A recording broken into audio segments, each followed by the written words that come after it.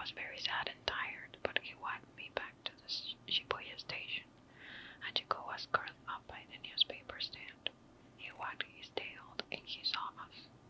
Papa and I gave him water in an old chipped bowl and some food. Hachiko ate and drank, but he kept looking up toward the station entrance for Dr. Ueno. Papa and I left even sadder than we had come.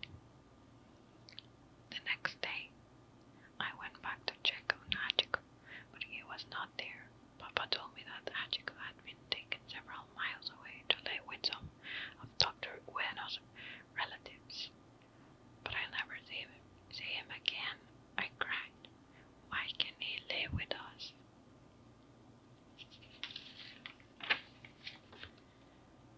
We don't have room for a dog, protested Papa.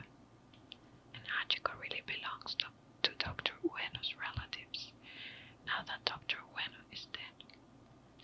Hachiko is better off having a home than sitting in a train station. But Hachiko had other ideas. A few days later, he was back at Shibuya station, patiently waiting, his brown eyes fixed on the entrance. Hachiko had run back on his old home and from there to Shibuya station.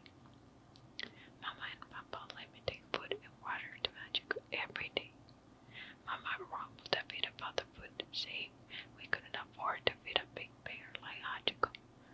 But she always seemed to cook more rice than we could eat. That is so nice of her.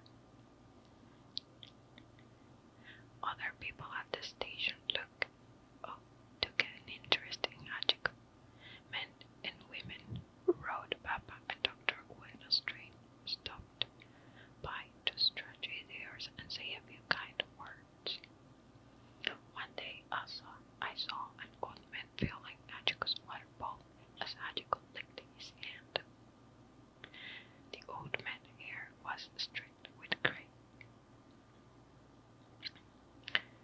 and he was stooped, as if he had spent most of his life bent over the ground.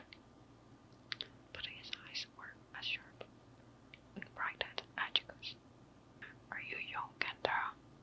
that old man asked. I nodded. "I am Mr. Kobayashi. I was Dr. Ueno's gardener.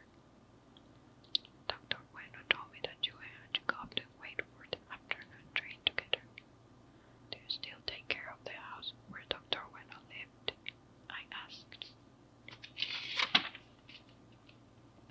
"Yes," said Mr. Kobayashi.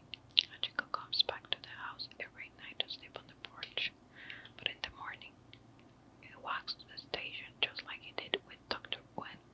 When the last train leaves the station, he returns home." We were both silent. Then I asked, "Do you think Hachiko knows that Dr. Ueno died?" Mr. Kobayashi said thoughtfully, "I don't know, Kentaro.